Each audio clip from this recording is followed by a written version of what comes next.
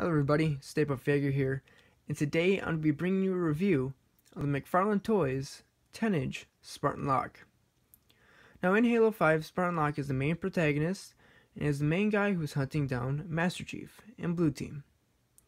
So what Spartan Locke does is he gets a team called Fire Team Osiris, which is made up of Olympia Vale, Holly Tanaka, and Spartan favorite, Edward Buck. Now, Fire Team Osiris' mission is to find out why Chief has gone rogue and bring him back to Oni. Now, what's cool about this figure, although it is a statue, there's not much articulation, is the amount of detail on it. While it doesn't have articulation, it makes up for it in detail 100%. What you don't get in the 6-inch version, you definitely get in this version. And if you don't want to spend the $150 technically on the collector's edition and the statue, this is definitely the go-to.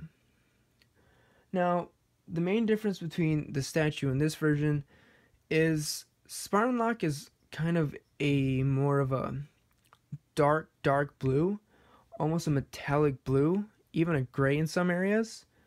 And I really think McFarlane did an odd job capturing that, considering he's all blue in this version.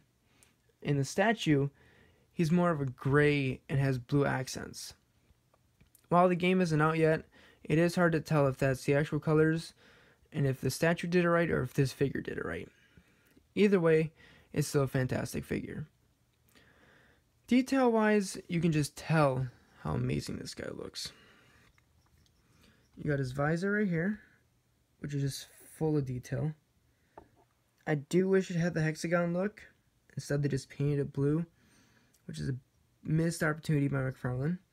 However, you have the blue accents and lining all through here. You have a nice Oni symbol. That lining goes through his stomach and even on his leg armor. On the back here, you can still see some more lining or piping. You have his almost like a thruster pack right there and his actual thruster pack up here, both of which are very nicely done here in this figure. You can just see the detail throughout, all the nice little hexagons, all the nice little bolts and nooks and crannies that really do turn out very nice on this. You can see that his spine is almost contouring in a way that it's looking left. And although the pose isn't my favorite, if you do get him in the right positioning, he does look really nice. Almost like he's about to Spartan charge through a door, or he's really leading his team into battle. Now, this figure actually has, surprisingly, no faults with it being able to balance. McFarlane did do a very nice job to make sure that this guy can stand on his own. Now, to continue with the detail, he's got his arrow up top, which not much is known about quite yet. You can definitely see that up there. He's got some nice emblems on the side, right there and right there. And just everything about this figure is just really nice and very well thought out. You can tell that McFarlane really did use the renderings of the actual 3D concept. Now that added detail goes throughout the battle rifle too, which you can pop out. I'll do so here. The detail on the battle rifle is amazingly well done too. See the nice little symbol right there. Focus that in real fast. Try to.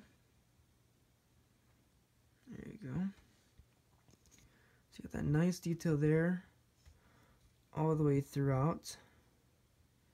Very nicely done. You got the nice yellow stripe down there. Continues up on the top. Nice little marks. Almost has a battle damaged worn look to it. It has that gray wash that McFarlane is known to do. Even all the railings on top are easily seen and very nicely sculpted out. Even the barrel right there that you kind of see is very nicely done. See all the threads in it. And what's unique about this is they even went on the back, and right there, you can kind of see it. It's hard to see in this light. But they painted this area right here a nice blue, which is not something that the 6-inch is going to have. It's something that only this statue is going to have, just because the nicer upscale allows McFarlane to do that. So that's it for the battle rifle. Now to show you this right here, just how to show you how to switch out the arms. Just simply kind of start to squeeze that out, just move it nice and gently, it just pulls right out. What you can do then is take this piece and just pop it right in. So what this piece is going to line up to, it's going to line up to the armor piece basically. What McFarlane did is they did a very nice job of being able to cover up that blue on the inside, really make it look like he's pointing. Another thing that the statue-like essence of this figure allows it to do is it just adds a little detail of being able to show like that muscle really pointing out and being able to add that detail all throughout. Now, what's odd about this arm and the way that his stance is once you put this back in here, he's in such a downward motion that it just looks funny. That could just be me, but I just think it looks odd. Like he's almost pointing downward, like, yeah, I killed that grunt, and just to make sure that he was dead, I teabagged him. Like it doesn't really look nice, and by himself, he just looks awkward. Now, if they tend to make the whole team and sculpt them in a way that this makes sense, so you almost have him pointing forward and then the team charging forward, that would be amazing. But as it stands alone, I'm just going to have to stick with the other arm and just have him holding the battle rifle. Which again is very easy. You just pop that out, then just pop this right back in. Then you take the battle rifle, move that down, and eventually he's holding his battle rifle again. One thing that does really bug me is it's a major flaw in the whole McFarlane line is there's still no trigger finger. Even on a figure that is just a statue, you couldn't sculpt the finger to be a trigger finger. So now you're almost left with him just holding it in a real essence of, this can just wobble around and just pop out if you really want to. And since it's a statue, it makes no sense. Because quite frankly, that just looks odd to me. That finger should be in the trigger. Like he's almost ready to shoot. See, the way that he's posed is that he's about to barge into something. Are you going to barge into something without your hand on the trigger, or at least on the side of the trigger? So that's just my opinion on that. But overall, I really do think McFarlane did do a nice job with this guy. And he comes in at only $40. However, they did do one major disservice to fans. In my opinion, I think it's kind of a low blow and kind of only a business look onto things to make a Mike Coulter head, so a Spartan Locke head, and make it an Amazon exclusive and make you pay a whole another $40 just to have an unmasked version of a Spartan Locke. I think if you maybe make this guy $50 and you add that head, that's such a much better deal and such a better service to the fans that it would just make so much more sense and just people would appreciate it so much more. Instead, now you have to go to Amazon, you have to buy another $40 10-inch figure that just has the same pose as this. Maybe it gives you the option to have one guy in this pose and then have another with him without the mask and just having him pointing. But to me, it would make no sense to drop another $40 just to have him unmasked. I think his armor's cool enough to stand alone without the head. So I think the $40 version is now worth it just to get another head. Especially since the statue has a secret compartment and gives you the head.